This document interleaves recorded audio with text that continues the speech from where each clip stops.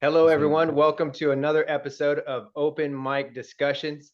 Today, I'm very excited to have a couple friends here. I'll tell you about in just a minute. We're going to be hearing from them about, with the Ukrainian and Russian war, about some of the hate that Russians have been receiving and kind of hear their perspective as well. As Americans, I encourage you to sit back, ask questions, research on your own, because oftentimes we hear from both sides of mainstream media to form a certain opinion and to shape your opinion to give a certain idea. And so I encourage you to listen to this podcast. If you're interested in being on this podcast as well, I'm interested in hearing from you as well. So please subscribe, like, and share. And so without further ado, my good friend Natalie, I've known for quite some time. She's helped me out with speaking Russian and studying Russian. And then this is her boyfriend, Dmitry, that I'm meeting for the first time. We had some conversation right before this super cool guy. So how are y'all doing? Thank you, Matthew. Yes, thank you. Yes, you're welcome. You're welcome. So, okay, so tell me, what are your thoughts on all this? We kind of talked a little bit, Natalie, if y'all can tell me, just from your perspective we want to hear it straight from you. It's really now a hard situation for Russians and also for Ukraine. For example, I can introduce the situation from my side, and I think there are a lot of people as me, because I have relatives not only in Russia but also in Ukraine. My grandparents now live in Ukraine, but my father and mother live in Moscow in Russia. And for example, my grandfather is already 92 years old, and thank God that he's alive. But it's really a bad situation, because my father couldn't go to Ukraine now, and it's not only because of war, because he's already old for this army, for Russian army and Ukrainian army, but it's restriction, because we have a Russian citizenship, a Russian passport.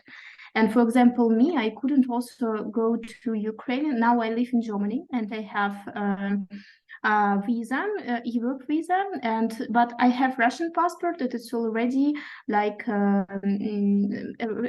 restriction, and I couldn't go to Ukraine to visit my grandparents. And of course, and yes, from other side, my grandparents have Ukrainian passport, and they, for example, can go to Europe, but it's already about 90 years old. And of course, it's really so complicated path to go to Europe for them. And I think it's a disgusting situation, terrible situation. And another side, also my family have a lot of friends. Also, for example, the men work in Russia because the salary is more than in Ukrainian, but other part of family live in Ukrainian because they love this country and it's like motherland. And it's also now a restriction for them to visit each other and to see each other, and also the sort problems, for example, with real estate. Because it was announced maybe several months ago that Ukrainian government will nationalize, yes, this real estate, because someone has a Russian passport and they live in this enemy region. But these people were born in Ukraine, and it's I think it's really not about tolerance and democracy, because I think in our world, a person can choose any place for living, and our world should be open, not what's happening now. And it's I think the most important restriction from my side, and also I think from the side from people who also spread between Russia and Ukrainian regions, and it's sometimes, yeah, it's really complicated now situation. Yeah, it sounds like it. You know, I'm aware that there's been, you know, tough sanctions against Russia, which, you know, from my understanding, you know, the US has had sanctions with many countries throughout the years, Cuba, various countries. And, you know, yeah, I may not know all the details, but the sanctions seem to hurt the people, the innocent civilians, more than it hurts the governments, right? Yes. So I think it's really bad because it puts the people, innocent bystanders, in grave poverty and doesn't really affect the leaders as we're told to. Now, just to clarify, so when you say they want to nationalize the property, you mean basically like take the homes? Yes, yes, because you have a Russian passport. And for example, it hurts the first of all the common people, not oligarch and etc. Because of course oligarch have a lot of money, and if they want to get visa and etc. For big money, it's possible, yeah. But for common people, it's not possible. And I think it's really now it's a big separation between people. I mean, between different Yeah, level of people. that makes sense. Let me ask you a question, and I have to ask this. So, you know, I know you can't speak for all Russian people, but I speak to, you know, I have friends in Russia, all over Ukraine as well, Ukrainian friends. Do the Russian people that you know of, do they want war with Ukraine, with the Ukrainian people? I mean, in a sense, I would say nobody wants a war. Yes. I believe like some people, they were kind of like, let's say, baptized in a certain way, or they kind of think, okay, like there is like I say, there is a mission, and somehow like some people are really convinced what this mission, like somehow they should bring to Ukraine. But I mean, like in general sense, I guess nobody wants a war. Basically, what is a war? War is like a really meaningless thing, and who wins? I guess nobody wins if a war takes place. So. Absolutely, that makes sense. Well, like I said, you know, I speak to a lot of Russian people every day, a lot of Russian friends, and all of them said, you know, Ukrainian people are like our brothers and sisters. We don't want the war. And but unfortunately, I think it's speaking from the American side is, you know, we're just showing our media is pushing this idea of what they want us to think, you know, and I think it's crazy because I think that we should be encouraged to ask questions and to, you know, research and then formulate our own opinions rather than have a conditioned response. So can you tell me a bit about, like, you know, we discussed a little bit about the type of hate being received. You know, what have you experienced or what have you seen? You mean like in Germany? Because like Yeah, currently in at the moment, Germany. we live in Germany. Mhm. I wouldn't say what I've faced any type of discrimination based off my like let's say nationality. Like some Ukrainian people, they've been kind of let's Angry. say put a lot of heat into I would say rather simple things. At least I would call them simple. But since the whole conflict started, like at some point they say, okay, like you're Russian, it means like automatically what you kind of like support the whole situation. And okay, like maybe at some point some people could kind of react this way, then they are like, let's say like under this effect, so really affected. But let's say after 2 3 months, in theory, the whole this like affectness, I mean, it should somehow like cease or like maybe decrease a bit to a certain extent. But it never really stops. So basically, like Natalie also gave you a small example regarding her family. Like originally, I come from the region which is located exactly at the border. So maybe you've heard like from the news. It's called Belgorod, the city. Like if I would translate literally, it would call Bel like white. Belgrade, maybe? Yeah, no, Belgrade is in Serbia. But Oh, so basically, yeah. basically, like in essence, the meaning is the same. So it's like white city, literally. Now it affects from Ukrainian side. So now it's kind of like being shelled, actually, Mm. I would say daily. And for instance, like in Western media, it's not that covered.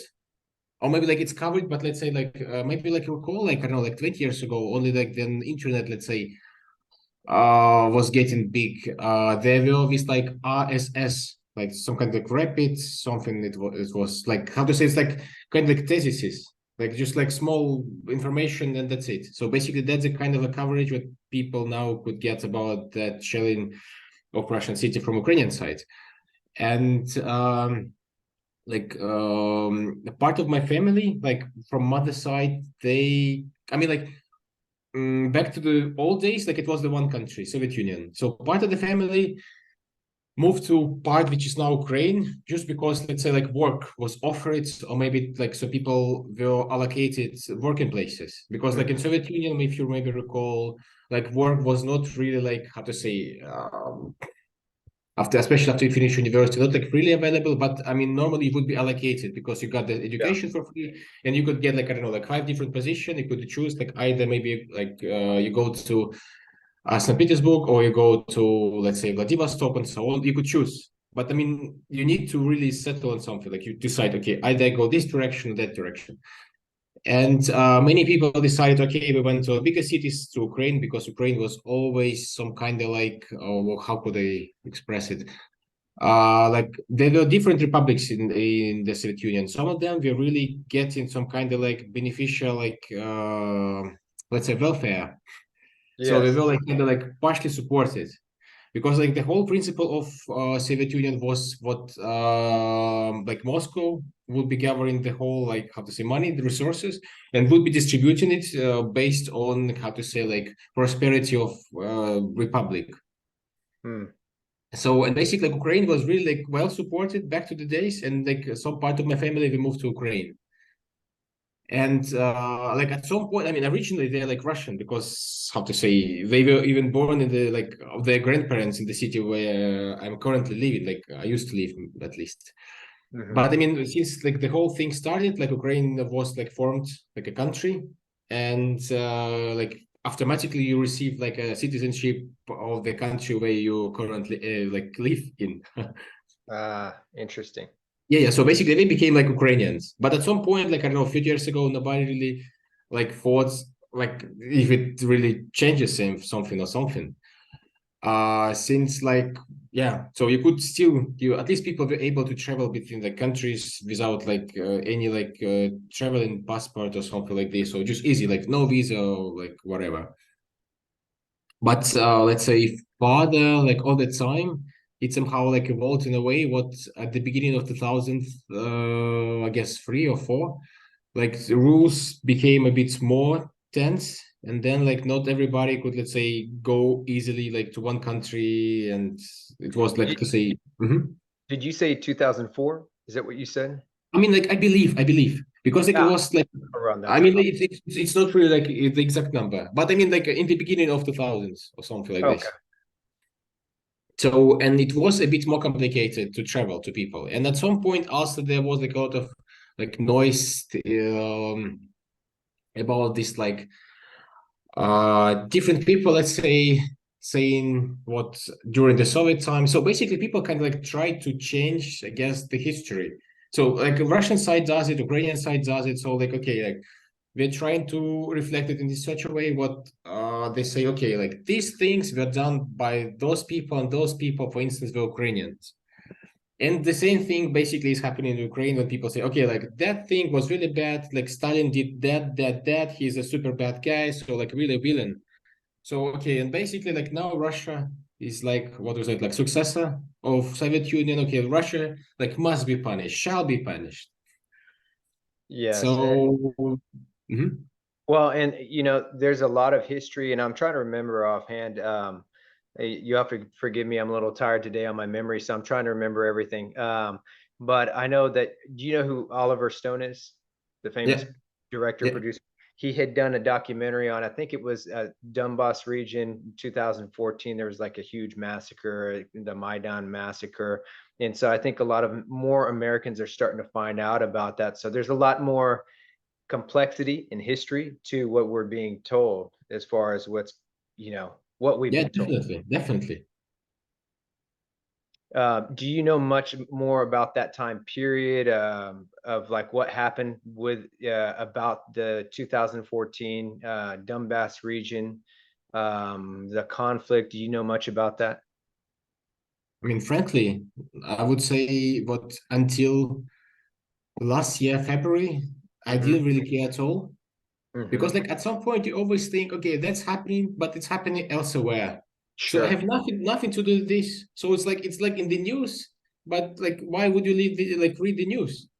Like we had Yes. other things to do. For instance, then like I don't know, like many like any activities what you could enjoy rather than just like being stuck to like mobile phone or like computer reading news. And basically I never really cared. I'm not sure if Natalie did, but I have some stories. It's Okay. stories from friends of my family, and they lived exactly in Donetsk and also Slavinsk. Maybe you heard about this town.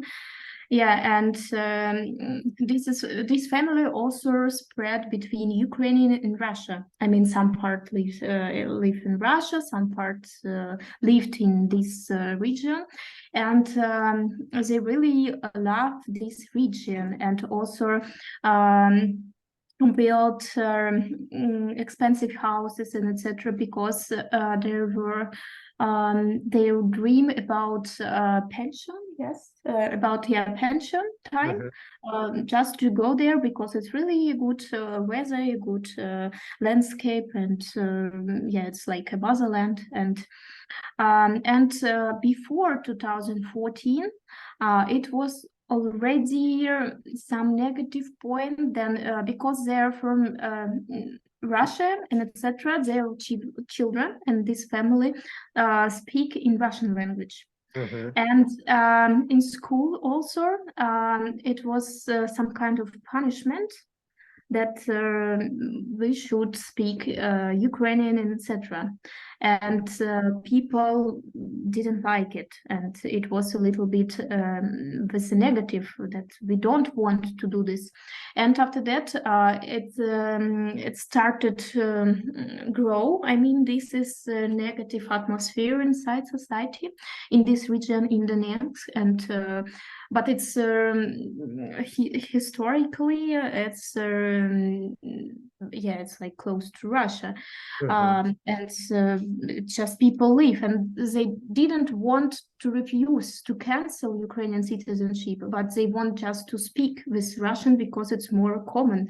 For example, why in Switzerland there are 3 official languages like German, French, and Italian. Italian. Yeah, why not? Yeah. It's yeah. Yeah. After that, also a friend of my mother told that it was before 2014. She not wanted, but she hoped that Ukrainian government make some kind of autonomy, like a region in Ukrainian. It will be Ukrainian, but like more with own rules. Like for example, in Russia we have a lot of autonomy and etc. Yeah, and a lot of also people. May interrupt. Yeah. Yeah. Go ahead. Go ahead. Basically, the most important thing about this autonomy is what this autonomy itself could decide, what they do with all, let's say, money, what they get. But like basically, like, they collect taxes and then they decide themselves what's like, how to say, those taxes are going to be used for. So I that's see. that's Okay. the thing. Because like now, like Ukraine and Soviet Union, as far as I'm aware, they kind of inherited this type of Soviet Union of money distribution, let's say. So basically, like, all money they go to the, let's say, the main city, and then main city decides, okay, you get a bit, you get not, and so on. Yeah, So I'm more about psychological side. Yeah, and these people really hoped for this, but this time, I mean, 2014 started, and after that, they really they didn't want to be punishment and etc. And they started to fight. I mean, mentally and etc. because they wanted to save his maybe his atmosphere in this region and etc. But it lasts about 8 years, and it was really a lot of deaths. And also the friend of my mother, she took these people from these regions when it was after 2014, and just transferred them to Moscow, because this woman is, I think, about level of rich, because she has a lot of also businesses and etc. And she can do this. She can make it Yeah. happen. And why not? But after that, the situation starts, I mean, last year. And of course, and after that, it's a little bit chaotic situation. But it's what I know about 2014, that in the first time people just want to be in Ukrainian, but wanted to save this Russian atmosphere, Russian languages, and that's all. Just That makes sense. I think most people, you know, we have a lot of different cultures here in America, and a lot of the people that come here want to also preserve their culture as well, which makes sense. So it's like you can have the best of both worlds. So let me ask you if you know much about this. So I had seen that there were peace talks that could have happened between, you know, President Putin and President Zelensky, right? But it appears that there was some outside forces that did not want this to happen. What are your thoughts on that? Is this just a war between Russia and Ukraine? I think if about my opinion, and think that it's also some role of USA. I mean, Biden government and etc. And for example, if we say about now moment, because now, for example, also a lot of country transfer these weapons and etc. to Ukrainian. And I'm sorry, weapons. yeah, weapons, yes, for my accent. And for example, now Hello? I think I lost them. Hold on just a second. Let's see if their connection comes back.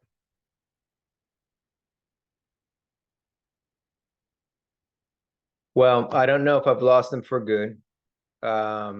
If I have, we'll go ahead and end this podcast. But I do want to say, you know, I encourage Americans to do your research, ask questions.